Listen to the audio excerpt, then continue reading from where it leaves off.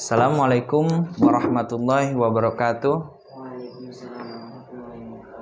Apa kabarnya anak-anakku? Alhamdulillah ya. Sebelumnya Bapak absen terlebih dahulu ya. Kira-kira temannya siapa yang tidak hadir? Hadir semua, Pak. Hadir semua, alhamdulillah. Baiklah, sebelum kita memulai pembelajaran kita pada siang hari ini, alangkah lebih baiknya kita mulai dengan doa terlebih dahulu. Silakan ketua kelas pimpin doanya. Berdoa mulai. Bismillahirrahmanirrahim. Rabbitu billahi rabban wa bil islami dina Muhammadin nabiyya wa rasulah bismi alman warzuqni fahman amin ya rabbal alamin. Kira-kira anak-anak udah tahu belum? Pada pertemuan kali ini kita ingin membahas apa? Belum tahu. Belum tahu? Baiklah, kalau belum tahu kita langsung masuk saja pada pembahasan kita di pertemuan kali ini. Bapak hidupkan dulu ya PowerPoint-nya. Ya, sini. Baik, kita masuk ke pembahasannya, judulnya. Oke, di sini biar terlihat jelas Bapak pindah ke sini ya. Nah, di sini sudah terlihat cukup jelas ya. Jadi pembahasan kita pada pertemuan kali ini yaitu mengenai tradisi Islam Sunda. Dan di sini Bapak sudah menyiapkan beberapa tradisi upacara ya. Yang pertama yaitu adalah upacara Tingkeban, yang kedua yaitu ada upacara Reneh Mundingan, dan 3 tradisi Tembuni, 4 tradisi Gusaran, 5 tradisi sunatan atau khitanan, dan yang terakhir nomor 6 yaitu adalah upacara tradisi Cucurek ya. Oke, kita masuk kepada slide selanjutnya. Ya, sini ya. Kita sebelumnya untuk pengantar Bapak ingin beritahu dulu pada anak-anak mengenai tentang apa itu tradisi ya. Sini tradisi adalah istilah yang berkaitan dengan cara, metode, ataupun gaya yang khas dari tiap-tiap bangsa atau komunitas. Komunitas itu sendiri pasti memiliki tradisinya sendiri-sendiri. Tradisi ini bisa bersifat khas dan unik. Lalu tradisi juga adalah sebuah karakteristik sekelompok orang tertentu. Tradisi adalah pola perilaku bersama yang diturunkan turun-temurun. Dengan demikian, tradisi adalah suatu yang dapat dilihat sebagai pertumbuhan identitas kelompok. Oke, kita masuk pada slide selanjutnya. Ya, kita masuk pada upacara yang pertama dari tradisi Islam di Sunda, yaitu ada tradisi upacara Tingkeban.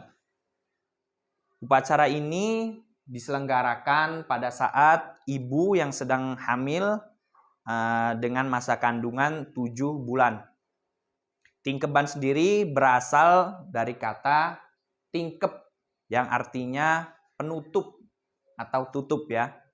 Maksudnya si ibu yang sedang mengandung 7 bulan tidak boleh dicampur dengan suaminya sampai 40 hari pasca kelahiran. Dan juga ini sebagai peringatan tanda untuk ibu yang sedang hamil 7 bulan itu untuk tidak terlebih dahulu bekerja yang berat-berat karena mengingat kandungannya sudah cukup besar. Dan biasanya acara Tingkeban ini dapat kita lihat ya di gambar. Ini adalah salah satu prosesi daripada upacara Tingkeban, yaitu adalah memandikan daripada ibu yang sedang hamil 7 bulan. Lalu juga biasanya setelah acara prosesi pemandian ibu hamil ini, dia ada acara seperti doa bersama dan juga ada acara-acara pembacaan ayat-ayat suci Al-Quran ya. Dan biasanya juga ayat-ayat suci Al-Quran yang dipilih ya, seperti surat Yusuf, surat Maryam, dan juga surat Luqman. Ya, kita lanjut kepada slide selanjutnya.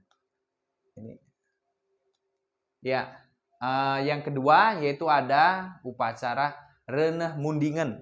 Nah, Reneh Mundingen ini adalah upacara dilaksanakan apabila perempuan yang sedang mengandung itu lebih dari 9 bulan atau bahkan mencapai 12 bulan.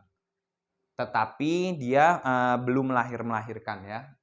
Perempuan yang hamil seperti itu disebut Reneh Mundingen, yang artinya seperti munding atau kerbau yang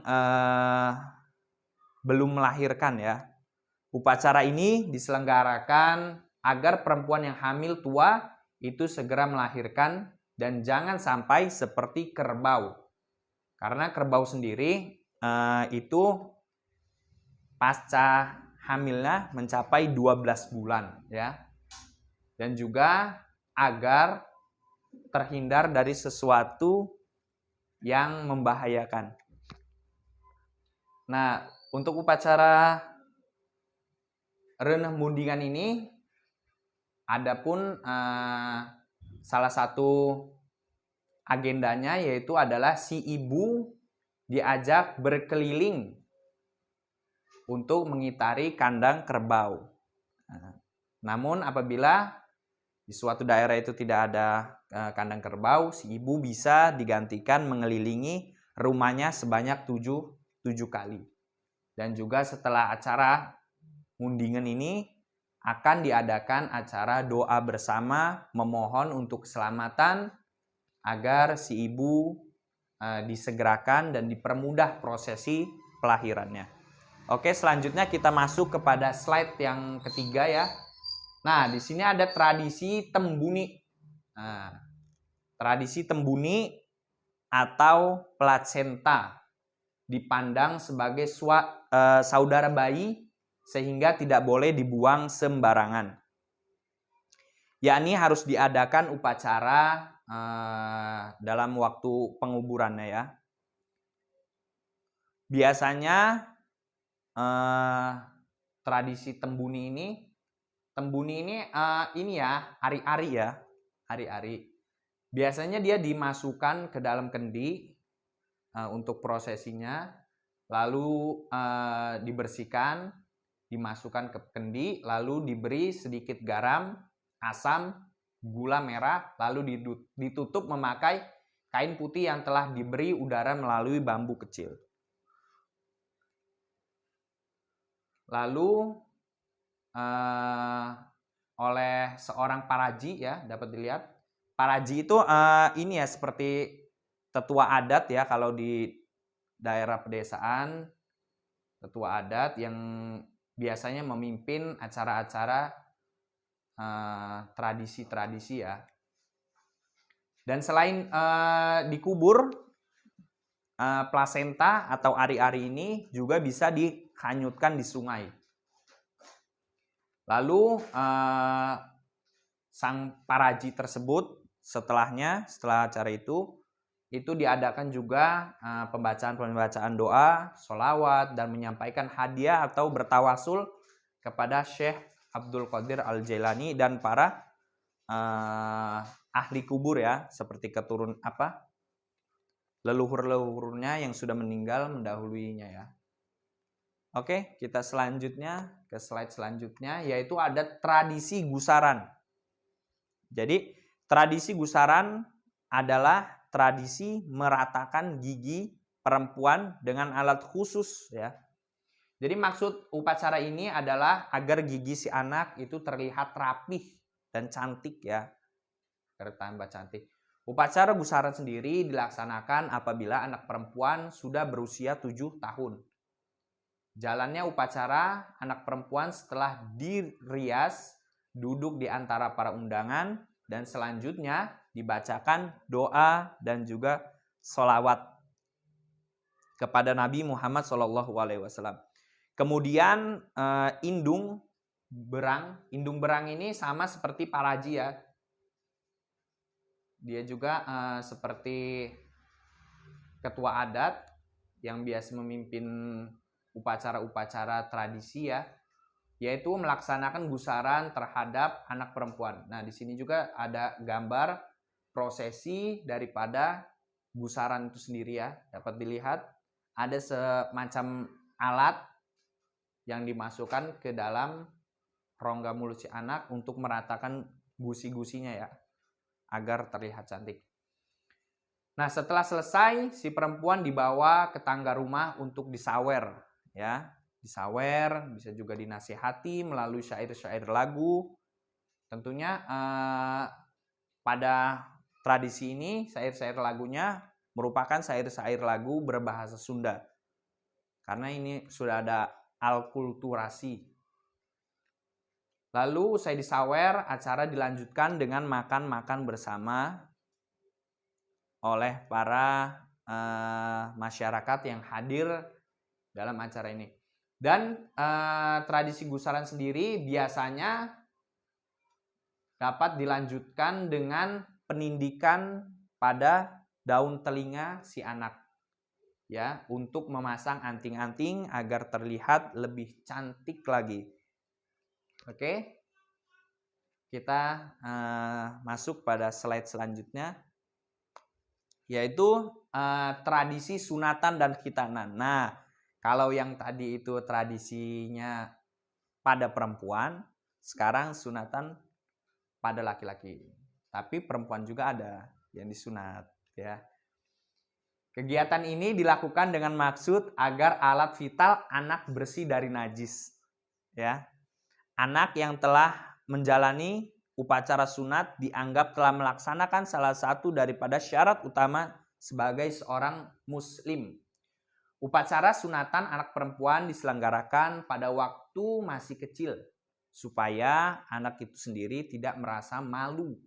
Adapun bagi anak-anak laki-laki, upacara sunatan lazimnya diselenggarakan jika sudah menginjak usia 6 tahun. Nah, jadi untuk yang anak perempuan itu diselenggarakannya pada waktu masih bayi atau waktu masih kecil sekali ya.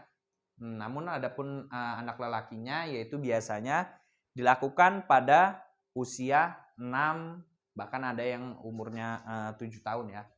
Nah, dalam upacara sunatan ini sendiri, selain paraji sunat atau paraji itu mantri kalau bahasa sekarang ya, mantri sunat, diundang juga para tetangga, handai taulan, serta kerabat. Nah, di sini dapat kita lihat itu adalah salah satu bentuk upacara daripada sunatan, yaitu setelah prosesi sunat, si anak diajak berkeliling untuk mengelilingi desa.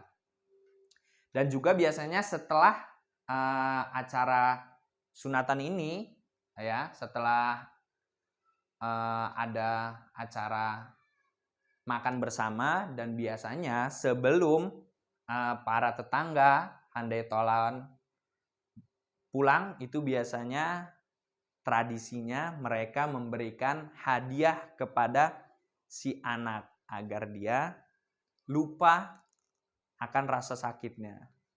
Oke, selanjutnya kita masuk kepada pembahasan kita yang terakhir, yaitu adalah tradisi cucuruken ya. Kearifan lokal ini biasanya dilakukan oleh kaum ibu-ibu yang memasak makanan yang berbeda-beda, lalu dikumpulkan di masjid terdekat untuk dibagikan dan dimakan bersama. Nah, cara ini seperti bacakan ya, makan bersama ya. Lalu cucurukan tidak selalu dilakukan dengan cara seperti itu. Ada juga cara lain, yaitu orang-orang yang makan bersama dengan niat menyambut datangnya bulan suci Ramadan juga sudah dapat dikatakan sebagai cucurukan. Jadi cucurukan ini bukan saja dilakukan dengan cara makan-makan saja, namun memang pada umumnya cucurukan ini ditandai tradisinya dengan acara makan bersama. Namun ketika ada euforia yang dilakukan dalam bentuk lain untuk menyambut bulan suci Ramadan itu juga sudah dimasukkan ke dalam kategori tradisi cucurukan. Nah, tradisi ini sendiri dimaksudkan untuk menyambut datangnya bulan suci Ramadan, sebab jika hal itu dilupakan biasanya mereka akan makan sebanyak-banyaknya dan lupa dengan niat awal. Cucurukan dilakukan untuk menjalani silaturahmi karena pada tradisi cucurukan ini warga desa atau warga kampung itu berkumpul di satu tempat yang bersamaan dengan saling memberikan lauk pauknya, bertukar lauk pauk untuk dimakan bersama dan saling memaafkan antar masyarakat. Nah, jadi tradisi cucurukan ini sendiri bertujuan agar menyambung tali silaturahmi daripada warga desa sendiri agar mungkin sebelumnya warga desa itu agak berjarak, namun dengan masuknya bulan Ramadan masyarakat dipersatukan kembali agar dapat masuk ke dalam bulan suci Ramadan dengan hati yang bersih, ya. Selain itu, cucurukan juga merupakan bentuk rasa syukur terhadap rezeki yang telah diberikan oleh Allah Subhanahu wa taala. Makanya itu mereka melakukan acara sesedekahan. Mungkin itu saja pemaparan kita pada siang hari ini. Kira-kira anak-anak ada yang ingin ditanyakan nggak? Tidak. Tidak ya? Ya. Kalau sudah tidak ada yang ditanyakan, Bapak harap Bapak ingin sedikit memberikan latihan, tapi karena mengingat waktu sudah habis, Bapak ingin berikan PR ya. PR-nya adalah Bapak minta anak-anak menuliskan tradisi-tradisi yang hampir sama seperti tradisi Islam di Sunda itu yang ada di daerah kalian, yang ada di tempat kalian ya. Insya Allah pertemuan selanjutnya Bapak akan menilai hasil daripada kerja kalian ya. Mungkin itu saja yang dapat Bapak sampaikan. Kurang lebihnya Bapak mohon maaf. Billahi taufik wal hidayah. Wassalamualaikum warahmatullahi wabarakatuh. Waalaikumsalam.